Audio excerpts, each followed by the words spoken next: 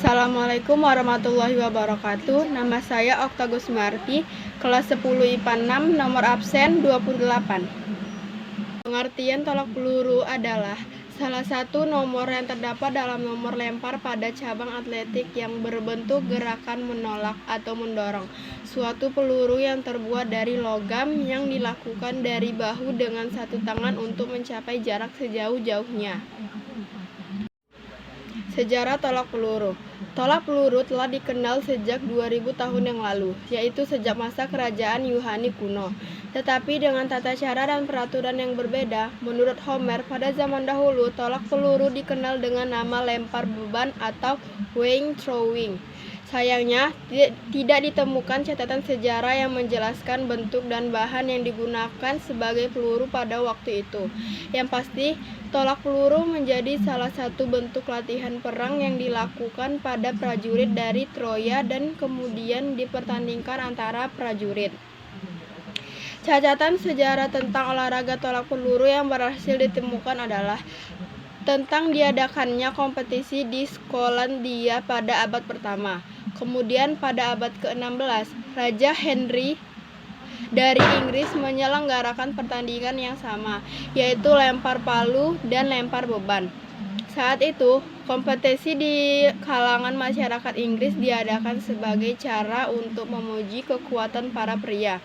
Peluru yang digunakan ketika itu masih terbuat dari batu, bukan logam seperti sekarang.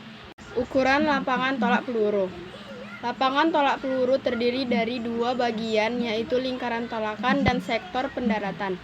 Lingkaran tolakan memiliki diameter 2,235 meter dan dikelilingi ring besi dengan ketebalan 66 mm dan tinggi 2 cm sebagai batas lingkaran. Bagian depan lingkaran tolakan dipasangi balok atas tolakan dengan panjang 1,22 meter, tinggi 10 cm, dan tebal 11,4 cm. Sektor pendaratan berupa tanah yang ditandai garis batas, sekaligus garis ukur standar yang terletak di tengah sektor pendaratan. Panjang sektor pendaratan minimal 25 meter dengan sudut 40 derajat. Peralatan tolak peluru. 1. Alat ukur. 2. Bendera. 3. Peluit. 4. Bola peluru. Gaya tolak peluru. 1. Gaya meluncur atau glide. Gaya meluncur dilakukan dengan tahapan sebagai berikut. Posisikan tubuh menghadap ke arah belakang atau membelakangi sektor pendaratan. Pegang peluru dan tempelkan ke bagian leher kanan dengan posisi kepala sedikit miring sesuai posisi peluru. Posisikan badan sedikit menunduk dan condong ke sisi kanan sehingga bahu kiri lebih tinggi. Tempatkan lengan kiri di depan wajah. Tekuk kaki kanan untuk memberikan daya tolakan dan posisikan kaki kiri di daerah belakang. Bisa sedikit ditekuk atau lurus dengan ujung kaki menyentuh lantai atau tanah. Saat akan melakukan tolakan 180 derajat, condongkan badan sedikit ke depan sehingga ujung kaki kiri terangkat dari lantai. Kaki kanan melakukan tolakan dan kaki kiri terdorong sampai balok batas lempar. Bersama dengan gerakan tersebut, lakukan dorongan dengan tangan cara memutar badan ke arah sektor pendaratan dan tangan kanan melakukan tolakan sekuat tenaga. Saat tangan kanan melakukan tolakan, geser posisi kepala supaya tidak menghalangi peluru menuju sektor pendaratan. Untuk atlet kidal, lakukan cara di atas dengan menggunakan anggota tubuh yang berlawanan. 2. Gaya berputar atau spin. Untuk tolak peluru dengan gaya ini, berikut tahapan yang harus Anda lakukan. Untuk awalan, posisikan tubuh sama seperti gaya glide, yaitu menghadap ke belakang, tangan kanan memegang peluru dan menempelkan ke leher kanan. Badan dalam posisi tegak dan kepala miring.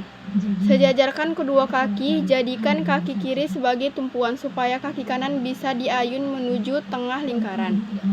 Kaki kanan menuju area tengah lingkaran dengan tetap membelakangi area pendaratan dan sudah bersiap menjadi poros. Sebelum kaki kanan menapak tengah lapangan, kaki kiri yang sebelumnya menjadi poros diangkat dan diayunkan dengan gerakan melingkar, sehingga pada akhir putaran tubuh kaki kananlah yang menjadi poros. Tapakkan kaki kiri di daerah belakang kaki kanan, sejajar dengan jarak sebahu lebih sedikit dan posisi tubuh serong ke arah samping belakang. Setelah kaki kiri menapak, tubuh dihadapkan ke sektor pendarat, bersamaan dengan tangan sebelah kanan melakukan tolakan ke arah depan dengan kekuatan penuh. Putaran tumit, pinggul, lutut, dan dada ke arah depan akan memberikan tambahan daya dorong. Setelah peluru terlempar, kemudian besar tubuh masih akan berputar dengan energi yang dilepaskan membentuk garis putaran tubuh. 3. Gaya samping atau klasik. Tidak seperti gaya lainnya, peluru dipegang menggunakan kedua tangan. Tangan kanan menyanggakan peluru di atas bahu, sedangkan tangan kiri memegang peluru bagian atas. Akan tetapi, pada saat melempar, atlet hanya menggunakan satu tangan.